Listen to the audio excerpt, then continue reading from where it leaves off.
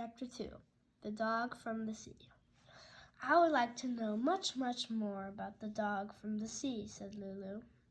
There was no sign of him in the sand dunes, nor on the wide windy beach.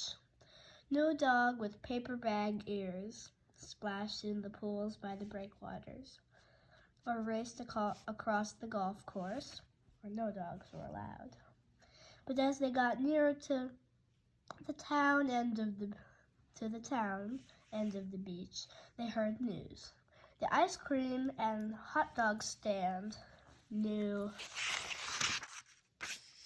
him very well.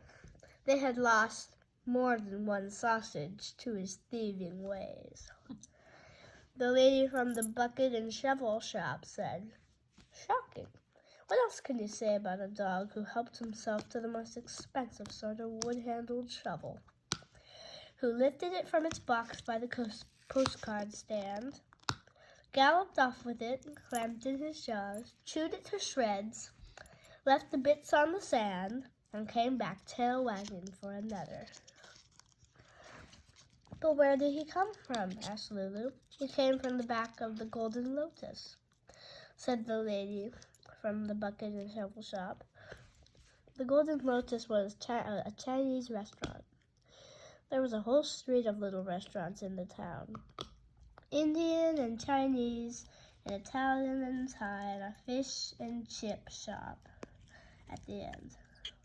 And behind the shops was a small messy place, full of crates and boxes, trash cans, recycling bins, and other things like old fridges waiting to be taken away. It was a big, untidy muddle, the shop lady told Lulu, and in the most untidy bit of the muddle, under a pile of crates and cardboard boxes behind the Golden Lotus, the mother of the dog from the sea had made a den. 3 puppies had been born in that den, the dog from the sea and the dog from the sea's 2 sisters. All through the spring they lived together, a wild and happy life. In the daytime they slept, all flung in a warm heap under the crates. At night they went hunting with their mother. She was a very clever dog, and she knew all the places to find things to eat. Seaside towns with hungry visitors had lots of spare food, either thrown in trash cans or dropped on the streets. The mother dog taught her 3 puppies how to crawl under the fence near the fairground to get to the large garbage bins. She showed them how to push over a trash can, how to chase a seagull from a handful of chips. She showed her wild family every single thing it was possible for a dog to eat.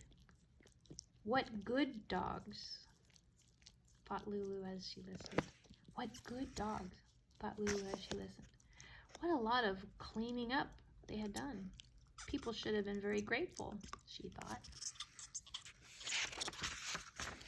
But people were not grateful, not even at the Golden Lotus, where the dogs cleared up most of all. They sent for the dog catcher. 2 dog catchers came, a very tall man and a very tall woman. They spoke to the dogs with kind voices. First, they caught the 2 sisters. They put them in 2 cages, where they howled and cried so loudly their mother came to rescue them. That made it easy for the dog catchers to catch her as well. Very soon, there were 3 dogs in 3 cages. The last of the wild dog family watched in horror. He did not know what happened to a dog after it was caught in a cage. He had never heard of vets who rescue homes, or the friendly people who visit them and say, "That's the dog for me." All he knew was what he saw and heard. His sisters crying, his mother frantic, tearing at the cage. He watched, but he watched from a distance. He guessed they had a cage for him too, and he was right. He did. But they could not get him into it.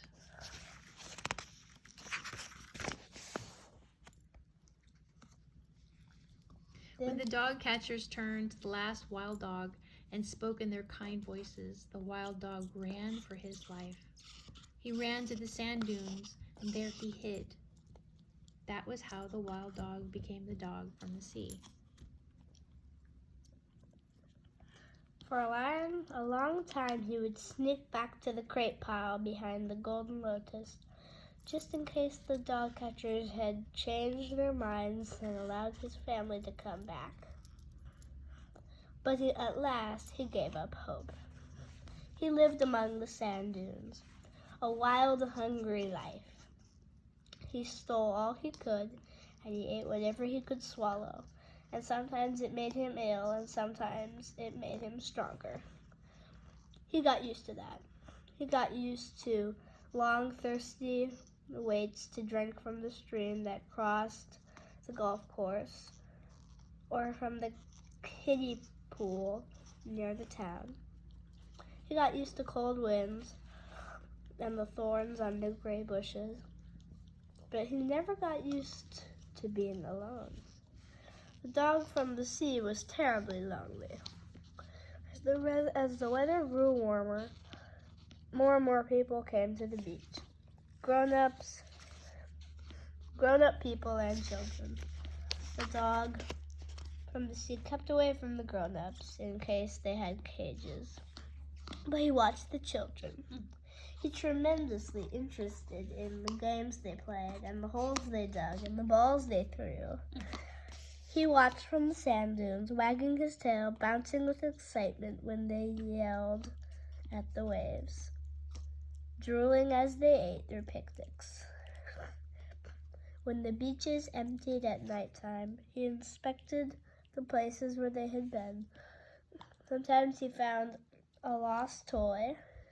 These he carried away as if they were great treasures. The sand dunes were dotted with shoes and burst balls and other things he had found. The dog catchers did not forget the dog from the sea. Every now and then they would return and try to catch him. They never could. The dog was too good at hiding, and the sand dunes were too huge. The little sandy paths wound around them like paths in a maze. The dog from the sea knew them all. Every tangled path in the grass,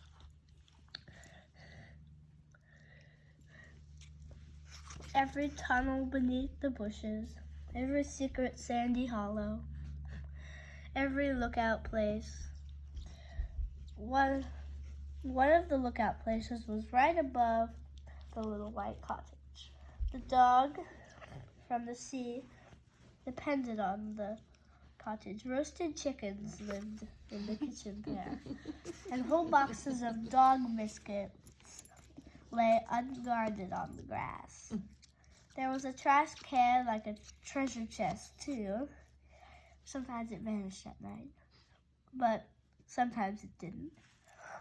It depended on who was staying in the cottage. On Saturday night, right before Lulu's father went to bed, he stepped outside and breathed a deep breath. There was a lovely smell of sea air and short green grass.